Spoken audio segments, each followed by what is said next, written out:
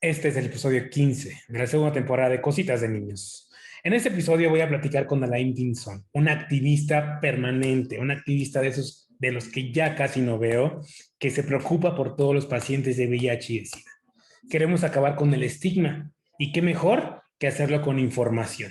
Sin más, esto es el episodio 15 de la segunda temporada de Cositas de Niños. En Cositas de Niños hablaremos de esos temas que nos hacen sentirnos vulnerables, eso que siempre nos dijeron que no podíamos tocar.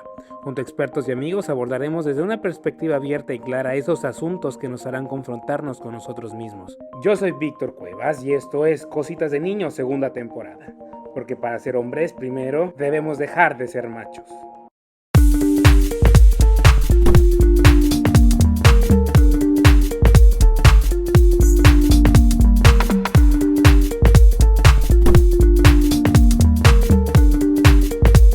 Bienvenidos a este episodio de Cositas de Niños.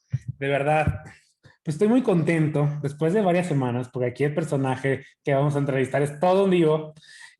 Por fin se me hizo.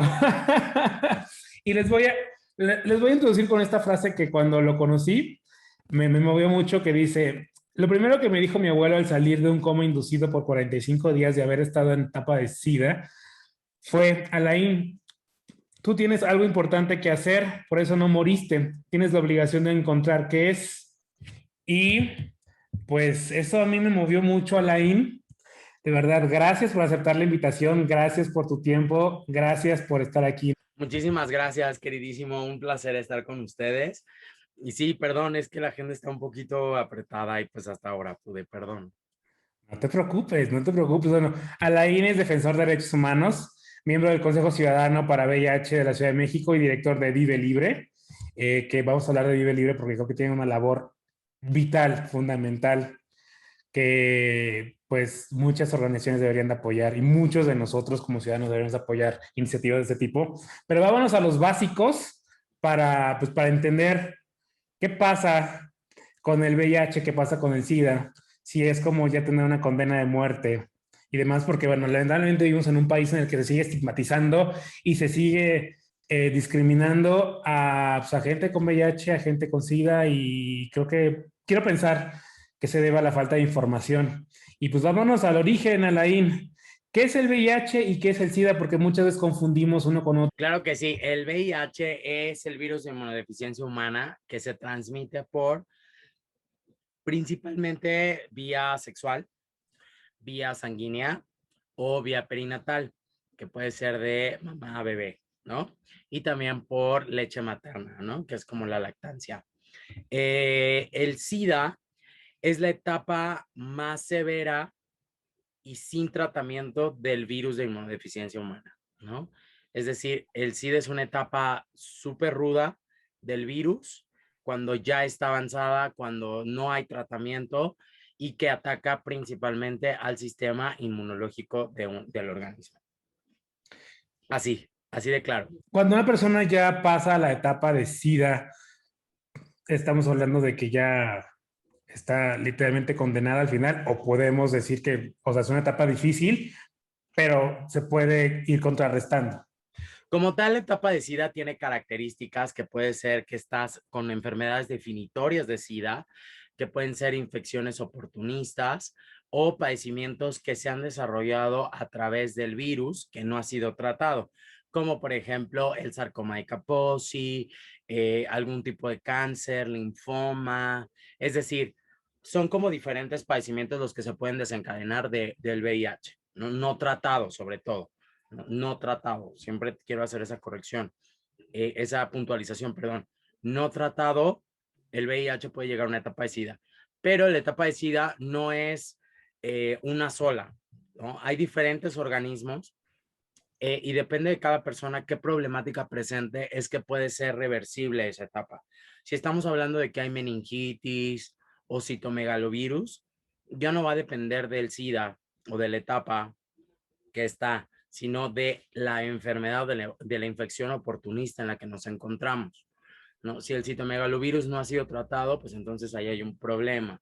Si la meningitis está detectada tardíamente, si hay tuberculosis y no ha sido tratada, es decir, hay una gama amplia de, de complicaciones a lo largo o de enfermedades definitorias de SIDA que pueden ser reversibles y otras que definitivamente van a ser más complejas, pero aún así se puede regresar a una etapa de VIH.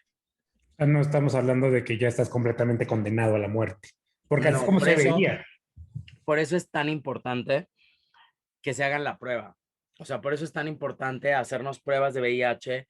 ¿Para qué? Para que si nosotros tenemos VIH, vivimos con VIH, podamos acceder a tratamiento de forma en tiempo, ¿vale? Es decir, no llegar a una etapa de SIDA, no tener infecciones oportunistas para yo enterarme que vivo con VIH. ¿Y qué medidas, digo, nos damos rapidísimo esa parte, qué medidas deberíamos de tomar para, pues, no contraer el VIH? ¿Cómo podemos evitarlo? Hay, no sé, hay comportamientos de riesgo, no sé. El ejercicio de la sexualidad tiene que ser libre. Podemos hacer una reducción de riesgos al respecto de nuestras prácticas sexuales. El uso del condón, el uso del lubricante, que también es un método barrera, el practicarnos pruebas no solamente de VIH, sino de otras ITS continuamente, la comunicación en pareja o con las parejas con las que estemos teniendo relaciones sexuales. El sexo protegido siempre va a traer consecuencias de placer, de pasarla bien, de estar seguros, ¿no? De nuestras prácticas. El no consumir o no abusar de sustancias psicoactivas, de drogas, también propicia que tengamos también una certeza al respecto de nuestras prácticas sexuales y cómo estamos ejerciendo nuestra vida y nuestro derecho sexual. Es muy importante que no criminalicemos al respecto de otro tipo de prácticas, pero que sí hagamos una reducción de riesgos. Y cuando hablo de reducción de riesgos es, si yo sé que voy a ir a una fiesta en donde probablemente tenga sexo sin condón y no vivo con VIH o ya me hice mis pruebas de ITS, lo más probable es que entonces necesite profilaxis preexposición, ¿no? Como es la PrEP y o la profilaxis postexposición, ¿no? Siempre hay como estas dos posibilidades, antes y después. También tenemos que tomar en cuenta que el uso del condón nos va a reducir la posibilidad de transmisión en un 96%. El uso del lubricante también nos va a reducir la posibilidad de transmisión. Entonces, hay una serie de, ¿cómo decirle? Accesorios sexuales que nos disminuyen el riesgo de contraer cualquier tipo de infección de transmisión sexual. ¿Sale? Yo no sabía justamente el lubricante, jamás había leído que el lubricante te ayuda. El lubricante, sobre todo en hombres que tienen sexo con hombres, Ujú, ayuda a que la fricción no sea violenta y no haya rompimiento de tejidos. ujú. Entonces, por ejemplo, en el ano, pues obviamente si está lubricado el pene y el ano, pues obviamente va a ser una fricción mucho más natural, ¿no? Que si le aventamos un salivazo y pues obviamente va a Claro. haber una rotura de tejidos y va a haber una exposición o posible exposición a sangre.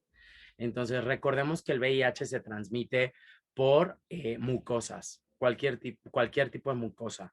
Puede ser el ano, puede ser la vagina, puede ser la uretra. Es decir, hay un montón de mucosas en el cuerpo que si, por ejemplo, en el caso del sexo anal entre de hombres que tienen sexo con hombres o de parejas heterosexuales también, si nosotros usamos lubricante, reducimos el riesgo de transmisión de VIH. Ahora, hay términos que nos encontramos en el camino que no entendemos, que no comprendemos y que sería bueno que los aclararas. Portador, indetectable, intransmisible, cero positivo. El término de portador es un adjetivo que está totalmente en desuso.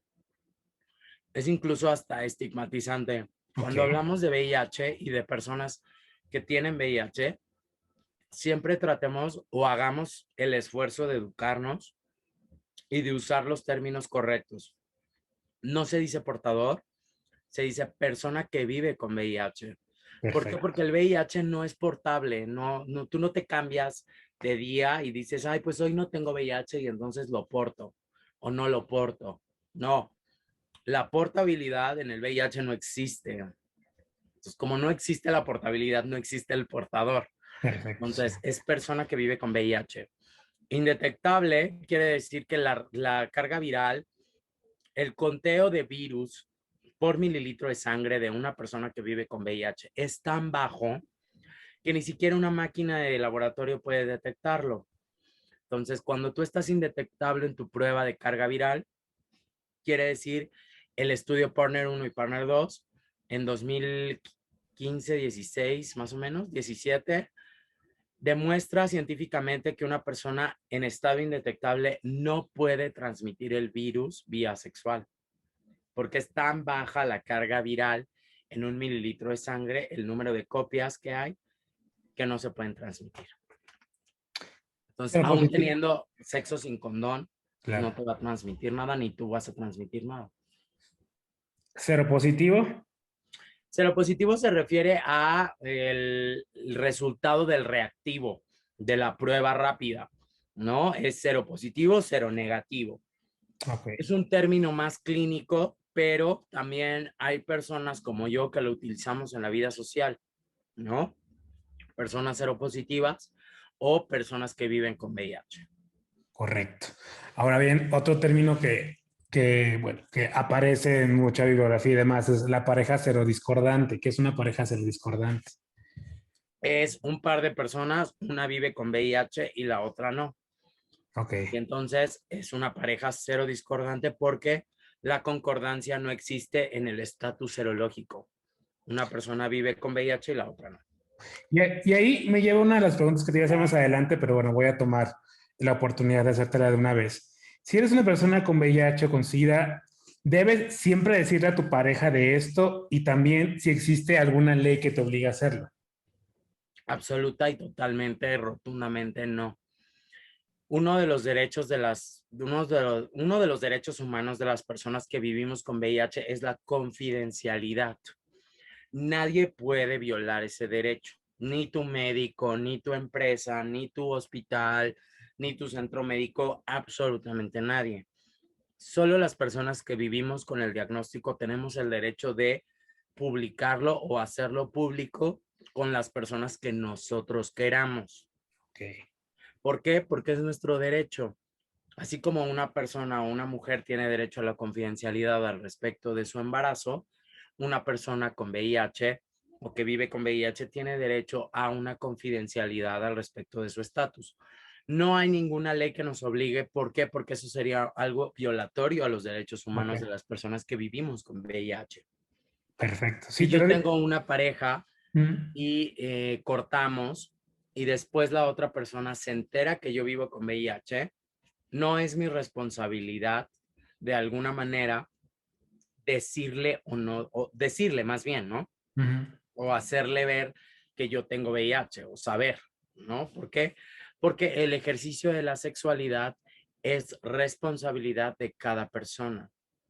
Si las relaciones fueron consensuadas, no tendríamos por qué estar hablando de si yo le tengo o no que decir. Ujú. Si ambos estamos decidiendo cómo estamos teniendo relaciones sexuales, bajo qué condiciones. Ok, digo, voy a jugarle al abogado del diablo porque este también es otro tema que yo desconozco la verdad y pues te decía que me gustaba mucho la idea de platicar contigo. Si en esta misma situación, si la persona, si tu pareja, por ejemplo, llegas a ser infectada y pasa lo que dices, ¿no? Que se entera después que tú tenías VIH, no podría ejercer acción legal en tu contra, ni mucho menos. No tendría por qué. Vuelvo a lo mismo. La Mm, responsabilidad sexual es personal. ok. Si la otra persona está teniendo relaciones sexuales con la pareja Ujú. de forma consciente y están hablando del cómo van a cuidarse o no van a cuidarse, o de si van a usar condón o no van a usar condón, es decir, ¿por qué poner la obligación del decir tu diagnóstico y no hablar de por qué la otra persona decidió no usar condón? Ujú. Es decir, es como hay consensuamiento, pues hay consenso ahí, no creo que consensamiento no existe. Hay Consen- consenso, hay,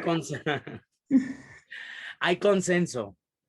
Si tú conoces a alguien y das por hecho que vas a tener sexo con esta persona, sea quien sea, y se va dando la relación sexual y nadie dice nada al respecto del uso o no uso del condón, ambos están conscientes de que no están usando condón. Claro. ¿Por qué poner esa carga en la persona que vive solamente con VIH? Y ahora me voy a ir del otro lado. Si una persona divulga que tú eres alguien que vive con VIH, con SIDA, ¿tú sí puedes proceder en contra de esa persona? De forma, de forma penal es muy difícil porque las leyes tienen grietas muy grandes. Lo más que se puede hacer son, pues, quejas en derechos humanos. El tema de la confidencialidad, sí se quebranta un derecho y puede haber denuncias al respecto, pero la ley es muy difusa al respecto. Entonces, probablemente sí puedas ejercer acción legal o penal, pero el procedimiento, el proceso va a ser, no creo que llegue a muy buen puerto. Claro. Yo ahí lo que les recomiendo a la gente que vive con VIH y que de repente me escribe y me dice, es que mi ex está subiendo fotos mías al Facebook o al Grindr o a donde sea, pues de ahí agárrate, güey, empodérate de ahí. Vivo con VIH, sí, ¿cuál es tu pedo? ¿Tú me pagas los medicamentos? ¿Tú vives conmigo? Entonces, ¿cuál es el problema de un estatus de una persona que tú no conoces? O de que sí conoces, pero ni siquiera te está pidiendo nada, ¿no? Claro. Es como, empodérate, de ahí agarra fuerza para decirles, bueno, y si vivo o no vivo, ¿cuál es su problema? ¿Por qué no Totalmente. dejan vivir a la otra persona? Un término más, y lo mencionabas ahorita, la profilaxis preexposición y la profilaxis postexposición. ¿En qué consiste una y en qué consiste la otra? La profilaxis preexposición es el PrEP, es la PrEP, que evoca un protocolo que ya se acabó en México. El PrEP en México en este momento está como en stand-by y nada más se puede conseguir en clínicas privadas porque el protocolo que estaba en Guadalajara y en Ciudad de México ya acabó. Las organizaciones participantes también ya acabaron todo su proceso de reclutamiento. Está por acabar ya también en la clínica especializada Condesa en la Ciudad de México.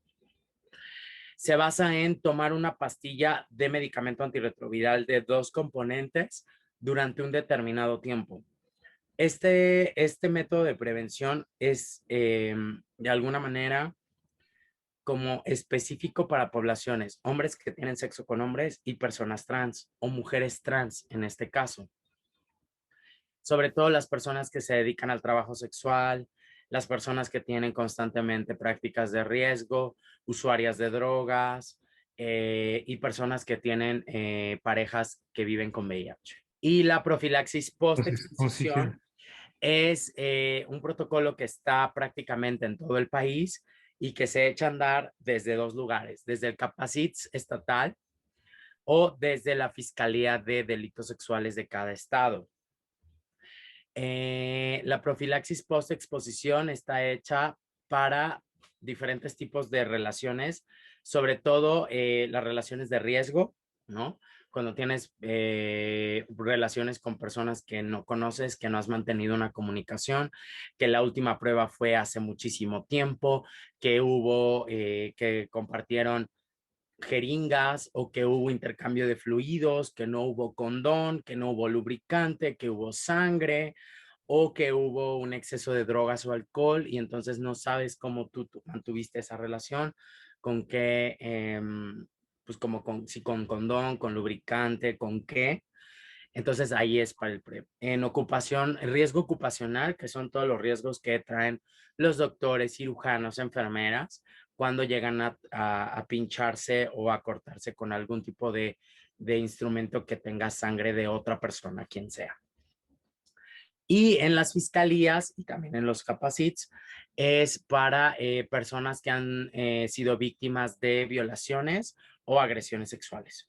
Ahora bien, un tema muy polémico, y te digo polémico porque hemos visto en los últimos 2 años. No vamos a entrar tanto en política, pero sí vamos a entrar en política. El tema de los antirretrovirales. ¿Qué son? ¿Para qué sirven? Y se supone que estaban en un cuadro básico, ¿no? Todos teníamos acceso a ello, pero pues parece que ya no hay. Es un muy buen tema. A mí me parece que hablar de antirretrovirales no tendríamos que hablar de política. Los antirretrovirales tienen un espectro social de protección a la salud de las personas que vivimos con VIH. Que muchos políticos, instituciones, gobiernos de cualquier nivel lo han politizado es una cosa muy diferente. Entonces, los antirretrovirales, y no estoy hablando en pasado, estoy hablando en presente, son de espectro universal.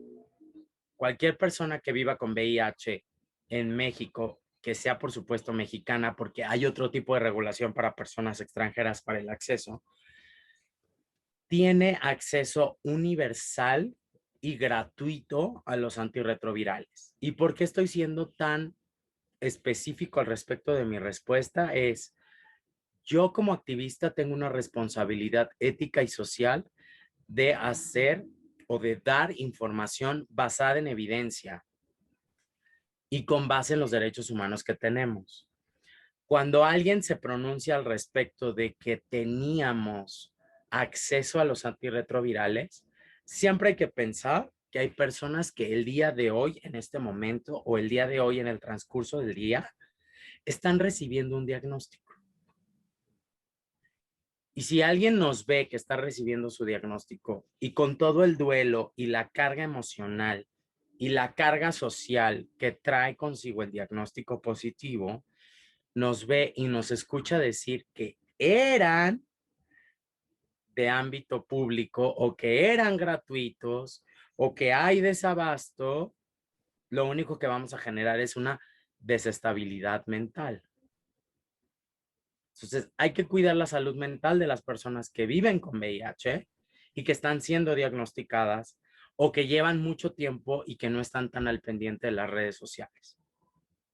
Entonces, los medicamentos antirretrovirales en México son gratuitos, son universales. ¿Qué quiero decir con universales? Que no importa si tienes o no seguridad social, vas a poder acceder a ellos. Lo segundo es, tenemos.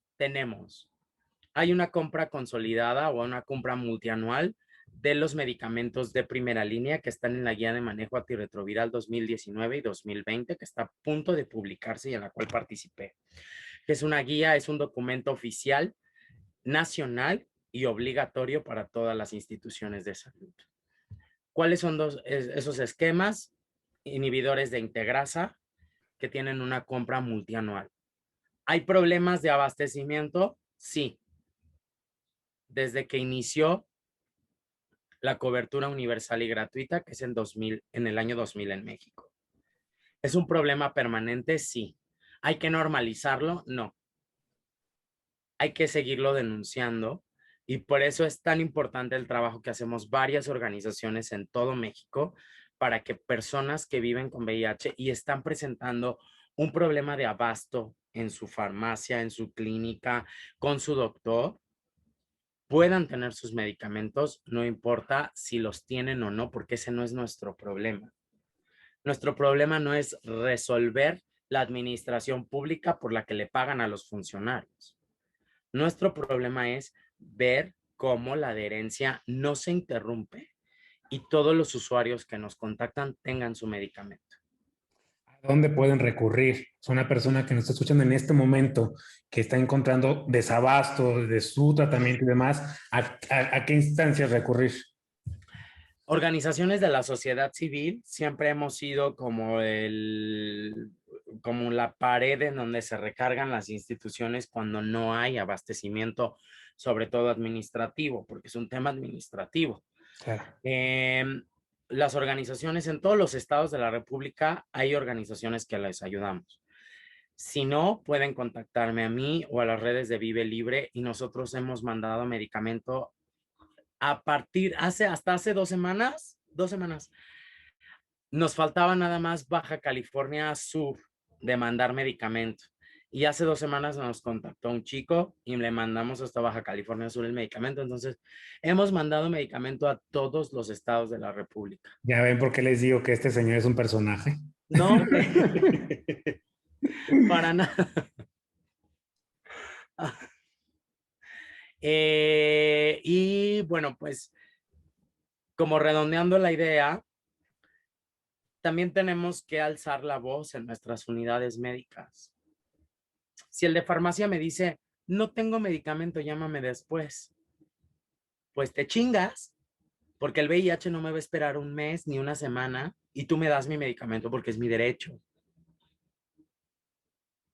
Entonces, también empoderar a los usuarios va a hacer que los grandes problemas estructurales en las instituciones mejoren. No se van a solucionar, pero por lo menos van a mejorar. Claro. La experiencia nos dice que cuando hay un caso con un problema muy específico o de abasto, por lo regular hay 20, 50 o 100 más que no tienen acceso a internet para las redes sociales, que no conocen o así. Son como las limitantes. Claro. Un tema que creo que nos va a llevar un poquito de tiempo y que sí es bien importante mencionar, porque yo te lo decía al inicio, yo creo que la gente estigmatiza y la gente discrimina por falta de información, y es por eso que estamos platicando hoy contigo. ¿Por qué crees que la sociedad estigmatiza a los pacientes que viven con VIH, con SIDA?